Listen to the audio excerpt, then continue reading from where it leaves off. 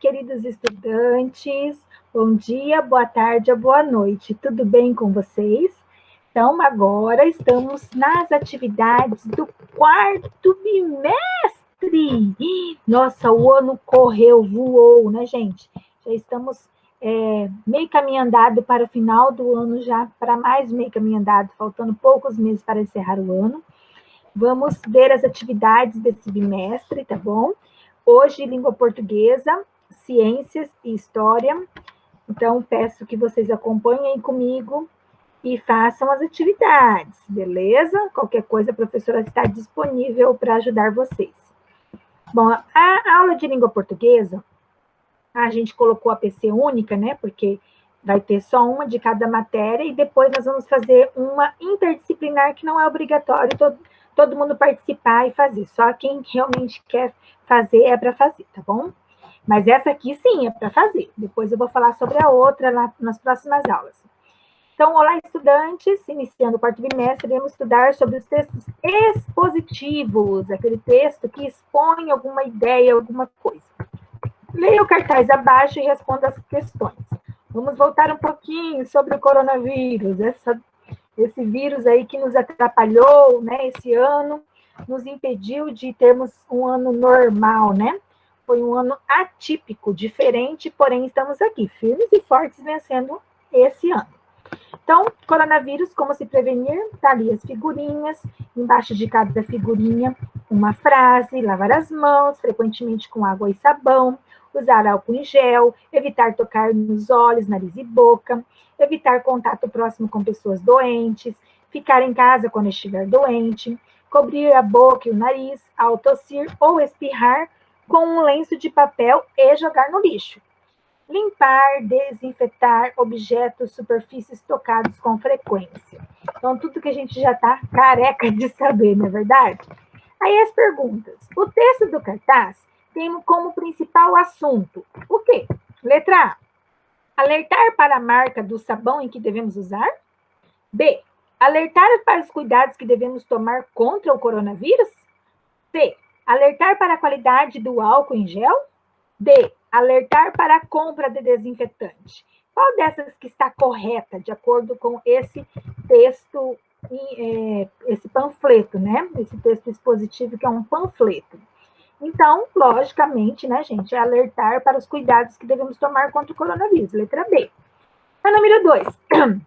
O cartaz mostra que os produtos indispensáveis para manter a higiene e evitar a contaminação neste momento são, voltando aqui, água, álcool em gel, o que mais? Sabão, desinfetante, né? Então, lenço, que vai usar, né, para espirrar ou espirrar. Então, esses são os produtos indispensáveis. 3. Qual é o acessório indicado à população pelos médicos para evitar o contágio pelo coronavírus ao sair de casa? Acessório, a gente remete para algo que nós vamos ter que usar o tempo todo. Então, todo mundo sabe que é a máscara, né? Então, a máscara é o acessório que a gente precisa usar. Aí, no item aí, depois do número 3, leia o texto a seguir e responda as questões. A sacola é outro tipo de texto agora, tá? Vamos ler o texto para a gente entender. As sacolas de plástico devem ser substituídas? Uma pergunta. Elas levam 300 anos para se decompor, mas há divergências sobre como lidar com isso. Quando surgiram, no fim da década de 1950, as sacolas de plástico eram motivo de orgulho das redes de supermercado e símbolos de status entre as donas de casa. Em meio século, passaram de símbolo da modernidade a vilãs do meio ambiente. O motivo? O plástico polui, e muito. As sacolas são incapazes de se decompor em curto prazo. Trata-se, portanto, de uma decisão lógica, aboli-las do supermercado. Parece evidente, mas não é tão simples. Existem divergências ambientais, culturais e políticas sobre como eliminar esse problema. Conheça os argumentos de cada lado. As sacolas de plásticos demoram pelo menos 300 anos para sumir do meio ambiente. Em todo o mundo são produzidos 500 bilhões de unidades a cada ano, o equivalente a 1,4 bilhão por dia, ou a 1 milhão por minuto. No Brasil, 1 bilhão de sacolas são destruídas nos supermercados mensalmente. Distribuídas no mercado mensalmente, ou seja, é 1 bilhão por, né? 1 bilhão de sacolas são distribuídas por mês, gente, por mês, mensalmente. O que dá 66 sacolas por brasileiros ao mês. No total, são 210 mil toneladas de plástico, filme, a matéria-prima das sacolas, ou 10% todo o detrito do país. Não há dúvida, é muito lixo. Aí aqui tem um link de onde foi tirado esse texto, essa matéria. Número 4, pergunta número 4 é sobre esse texto das sacolas. O objetivo desse texto é vender sacolas plásticas? B, informar sobre a poluição causada pelo uso de sacolas plásticas? C, divulgar os status entre as donas de casa pelo uso das sacolas plásticas? Ou D, incentivar o uso de sacolas plásticas? Não é incentivar, você está querendo abolir, tirar do supermercado, deixar de usar, então é informar sobre a poluição causada pelo uso de sacolas plásticas, certo? Então, a letra B. 5. As sacolas plásticas tornaram-se vilãs do meio ambiente. E por que isso? Por que será, gente? Porque elas contaminam e demoram muito, né? Elas não se destroem por si só, demoram 300 anos para serem destruídas, né, do meio ambiente. Né? Então, não demora muito e contamina muito o nosso meio ambiente. Observe atentamente as informações abaixo. Agora já é um outro texto. Conseguiu entender? Vamos ler a explicação e vamos perguntar. Imagine o seguinte. Na entrada da sua escola, há um cartaz com a frase: em 2007, eram 734 estudantes matriculados. Em 2008, 753. Em 2009, 777. Em 2010, 794. E em 2011, 819. Entenderam alguma coisa? Conseguiu entender? Difícil, né? Então, vamos ver agora numa forma diferente de ver. Evolução do número de alunos. Agora sim, 2007, eu vejo o primeiro pontinho, 734 alunos. 2008, 753. 2009, 777. 2010, 794. 2011, 819. O tracinho verde com a bolinha é a quantidade de alunos. Então, o que a gente entende? Agora sim, com os dados organizados em forma de um gráfico, facilitou, não é? Pois é, a gente até consegue ver que de 2007 a 2011 teve um avanço. Esse meu gráfico aí, ó, subiu. Se ele subiu, é porque aumentou o número, né? De 734 foi bater a 819. Então, qual a função dos gráficos e tabelas? De acordo com esse exemplo, a gente já consegue entender. Para cada informação que deseja se comunicar a uma linguagem mais adequada, certo? Então, incluem-se em textos, gráficos e tabelas. Vamos ver quais são os elementos dos gráficos. Então, aqui a gente está vendo um gráfico, rendimento habitual, médio, mensal de todos os trabalhos e razão de rendimentos por sexo. Então, tá ali, números, né? Os números tá 500, 1.500, 2.000 e 2.500. Aí depois tem barrinha azul e laranja, azul e laranja, azul e laranja. Aí tem 2012, 2013, 2014, 2015, 2016. 2000, azul, a barrinha azul, homens. Laranja, mulheres. E lá em cima, bolinha verde com tracinho, que é a parte que vai mudando o gráfico, é razão, mulheres e homens. Então, ali embaixo, onde está escrito homens, mulheres, razão, mulheres e homens, que tá os quadradinhos, azul e laranja, a gente chama de legenda. Lá onde está escrito rendimento habitual, médio, mensal de todos os trabalhadores, razão de rendimentos, ali é o título do meu gráfico, ok? E ali mais para baixo, a gente vê a fonte, de onde foi retirado, de onde foi retirado esse meu gráfico, tá bom? Tudo a gente deve pôr fonte. Fonte, de onde eu tirei o texto, de onde eu tirei o gráfico, de onde eu tirei a imagem. Então, essa fonte é IBGE, Pesquisa Nacional por Amostras de Homicídios. Então, gente, isso aí é um tipo de gráfico. Aquele lá dos alunos era um tipo, que a professora mostrou primeiro, esse aqui, é um gráfico, né, diferente. Esse aqui já é outro formato de gráfico, de barras, tá vendo? Então, vamos conhecer agora os tipos de gráficos. Então, vamos ver os tipos de gráficos. Então, temos os tipos de gráficos de barras, que é usado para comparar dados quantitativos e formado por barras de mesma largura e comprimento variável, pois eles dependem do montante que representam. A barra mais longa indica maior quantidade, e com base nela é possível analisar como certo dado está em relação aos demais. Então, aqui do lado a gente vê lá os Torre Eiffel, Empire State, Taipei, Torre Eiffel, Torre Burke. Então, estão todas ali, né? E os países que pertencem. Então, só para vocês entenderem, aqui a Torre Burke, ela está maior que todas, né? Setor. Então, aqui a gente vê, ó, esse parece uma pizza, o nome dele, o tipo dele de gráfico é tipo de setor. Ele é útil para agrupar ou organizar quantitativamente dados considerando um total. A circunferência, então, esse aqui eu vejo o total e cada parte, né, do total que foi dado. Então, isso aqui tem muito a ver, gente, com a fração, tá?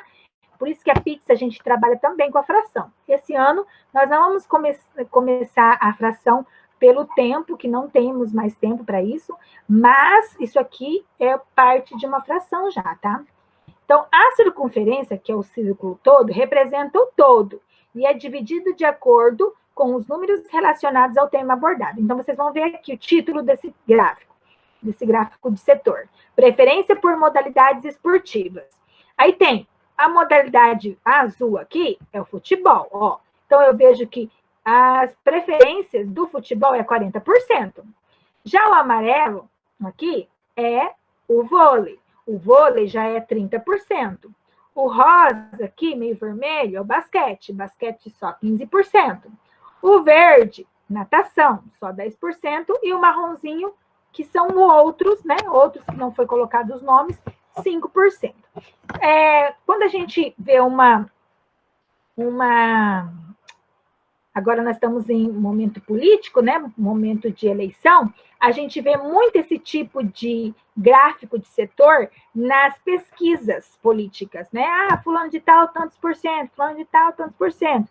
Então, é para isso que serve, então, o gráfico, para mostrar, apresentar dados sobre alguma coisa. Beleza? Então, vamos aqui. Ó, depois tem os tipos de gráficos de linhas. Estão vendo aqui, ó? Agosto foi, baixou, aí subiu. Aí janeiro já estava aqui, ó. Ele andou 200 quilômetros em agosto, depois ele andou, depois ele voltou a andar 600 quilômetros. Então, essas linhas, ela apresenta a evolução de um dado. Eixos na vertical e horizontal indicam as informações que se referem à linha traçada, entre eles. Ascendente, descendente ou constante, né? Ou com vários altos e baixos, mostra o percurso de um fenômeno específico. Tá aí. Então, a gente viu gráfico de barra, gráfico de linhas, que é esse aqui, né? E o gráfico de setor, beleza? Barras, né? Tipos de gráficos, barra, setor e linhas. Depois também nós temos, para interpretar dados, as tabelas. Então, as tabelas, elas são usadas para organizar algumas informações ou dados, da mesma forma que os gráficos. Elas facilitam o entendimento por meio de linhas e colunas, que separam os dados. Elas podem ser simples ou de dupla entrada. Então, aqui a gente está vendo, né, uma tabelinha de produtos e de preço. Então, a tabela simples, ela é usada para apresentar a relação entre uma informação e outra, como um produto e um preço, igual está aqui, ó, produto e preço. E ela é formada por duas colunas e deve ser lidas horizontalmente. Como assim? Produto, chocolate em barra, preço 50 centavos. Produto, maçã, preço R$1.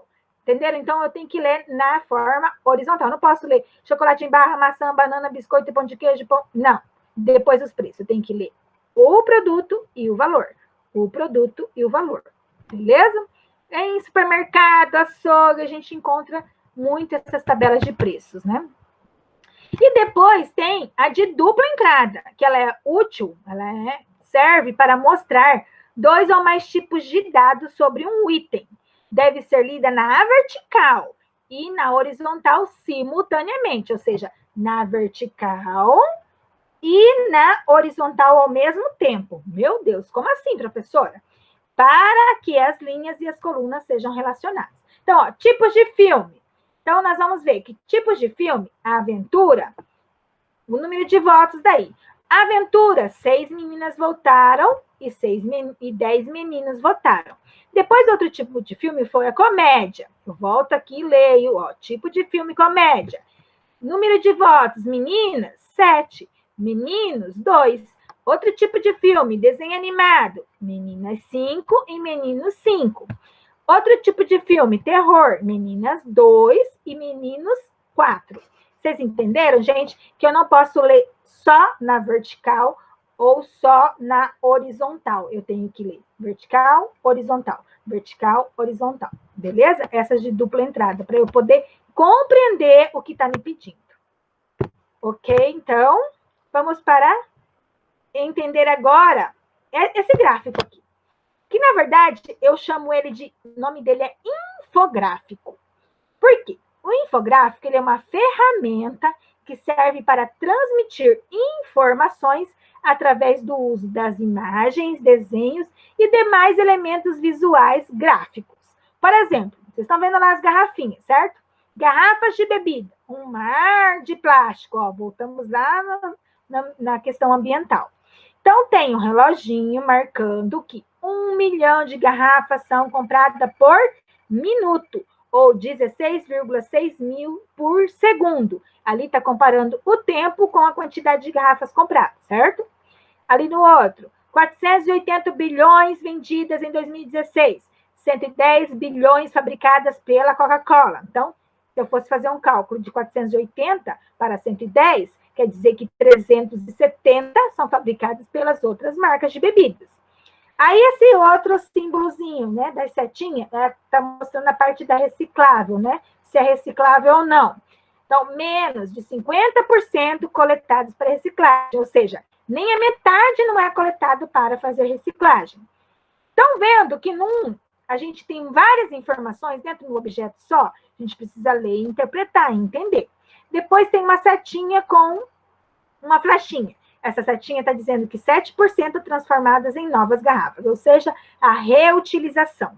Reutilizou e só 7%, pasmem, 7% só são transformadas em novas garrafas. Ou seja, 93% perde-se, né? Vai para o lixo, vai para o meio ambiente, contamina tudo. Na atividade número 6, nós vamos ler e interpretar um gráfico. 6. Observe o gráfico abaixo e veja a brincadeira preferida pelas crianças. Então, está aqui o gráfico de barras, certo? E está aqui a quantidade de crianças, ó. 0, 5, 10, 15, 20, 25, 30, 35 e 40. Então, ó, corda. Quantas crianças gostam de brincar de corda? Opa, parou aqui no 30. De amarelinha. Opa, parou aqui no 35. Pode até colocar já as respostas embaixo, tá? Passanel. Eu vou vir aqui, ó, e vou lá na linha ver. 15 passanel. 5 Marias. Eu vou lá na linha e vou lá ver. 10. Tá vendo? Então, as brincadeiras preferidas, né? A letra A pergunta o seguinte: quais foram as brincadeiras que mais se destacaram? Então, eu posso ver aqui que as duas que mais se destacaram foi amarelinha e corda. Certo? As que parecem mais altas, mais se destacam. Lembra na explicação que nós vimos? B. Qual foi a brincadeira que teve menor é menos, interesse pelas crianças? Então, é só a gente voltar aqui e a gente vê qual que está menor. 5 Marias. Certo? Bem facinho. Esse tipo de gráfico é de... Eu já acabei de falar na hora que nós começamos. De barras. Ok? É isso, gente. Façam as atividades, manda foto para a professora no Class ou pelo WhatsApp e tá tudo certo. A professora vai esperar vocês, tá? As respostas, as atividades bem feitinhas, bem no capricho, para tirar notas boas e passar de ano. Beijo, até a próxima aula, gente!